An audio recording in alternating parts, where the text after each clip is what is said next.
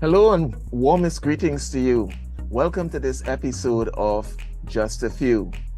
My name is Patrick Antwine, and let me say thank you for taking the time to join me on this platform, which affords me the opportunity to provide biblical responses to questions from people just like you. Should you have a question and you want for me to provide or attempt to provide a response to that question, please feel free to submit that question. I prefer if you submit it to the email address on your screen, and I'll try to provide you the response as soon as possible.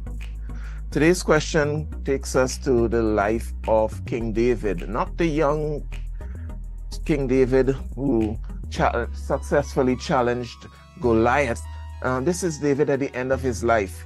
He's almost on his deathbed, and a particular incident took place during that period of illness recorded in 1 Kings. And so the questioner wants to know, was it immoral for King David to lie with a Shunammite virgin? Let me read the passage and we'll determine was it immoral or not. Verse 1 says, "Now King David was old, advanced in years, and they put covers on him." So people had to actually cover him. He's that ill. But he could not get warm. His temperature kept dropping. He's not well. Therefore his servants said to him, "Let a young woman, a virgin, be sought for our lord the king, and let her stand before the king, and let her care for him, and let her lie in your bosom, that our lord the king may be warm." So they sought for a lovely young woman throughout all the territory of Israel, and found Abishag the Shunammite.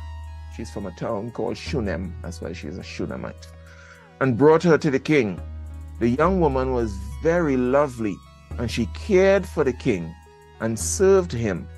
But the king did not know her. That word know means having sexual knowledge or sexual interaction with someone, just like Adam knew Eve and she conceived. The short answer to a question like this is no, this is not immoral because of the cultural setting in which it is done. There's another reason, something else we need to factor in understanding what's happening here. But first, when we read the Bible, we must always be careful to distinguish between things which are descriptive and things which are prescriptive. What's the difference? Something could be classed as descriptive if it's simply a record or a description of what happened. That's what I mean by descriptive. It's just describing and telling us what happened. Something is termed prescriptive if it is something that is prescribed or instructed or commanded, instructions given. Nothing in this passage is prescriptive. It's just describing what happened at this stage of David's life. And you need to now understand, why are they or were they doing that? They did not live in a society like ours with what we could consider to be modern technology, medical technology, with all our pharmacies and different methods of vaccinations and so on to help people stay healthy. Theirs was mostly natural remedies, oils and herbs and so on, if not crude ancient techniques, not technology. And here was an example of that. This is not something that God prescribed. So for you men who may be thinking, this is what I need to do because the Bible said to do that, get a young lady to come and hug on me. No, this is something that the writer is just describing what culturally people did at that time. Just like when you read the book of Esther, and it describes for us what happened in the days of the Persian Empire when Vashti the queen had to be replaced and they had this beauty contests and so on to select someone. God didn't prescribe that. That's a description. And anywhere in the Bible you're reading, you need to ask yourself, is it prescriptive or descriptive? So David was old and sickly, and verse 1 tells us he was struggling to even maintain a normal body temperature. He couldn't get warm no matter how much they covered him. The guy was very ill.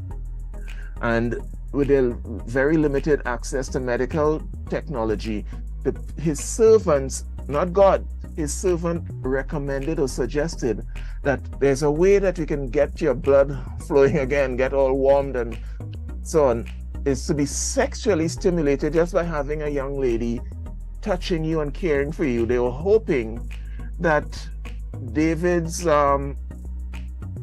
sexual hormones would stimulate some form of warmth for him. That's their view of one way of getting somebody warmed up. And they suggested that, and so they brought along this beautiful young girl to be David's nurse.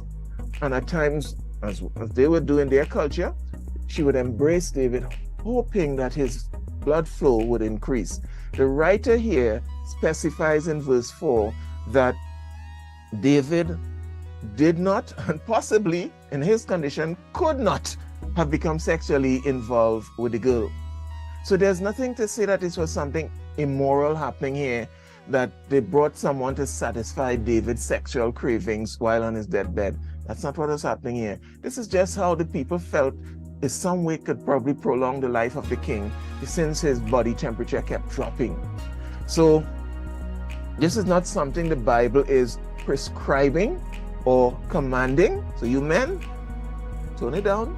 The Bible isn't endorsing that type of behavior. In all possibility or probability, this young girl would have become one of David's concubines, which again is like a legal arrangement, so that she would have been considered one of his wives or concubines in that culture. And her main function was to try to... David had other wives. I don't know why they didn't take one of his wives, or they felt a young girl somehow would be stimulating more sexually or something. Their objective was to get his blood flowing again, get his temperature up. And that's the reason why they did it. It wasn't primarily for sexual or immoral purposes. And so this is not something that the Bible is prescribing for men at any age to do when you think you are sick. Get me a young lady. The Bible says that's what to do. It's not a prescription. It's just a description. My name is Patrick Antwine. Thank you for the observation and the question. My prayer, as usual, is that my explanation shed some light on the passage. So until the next time, grace and peace be multiplied to you.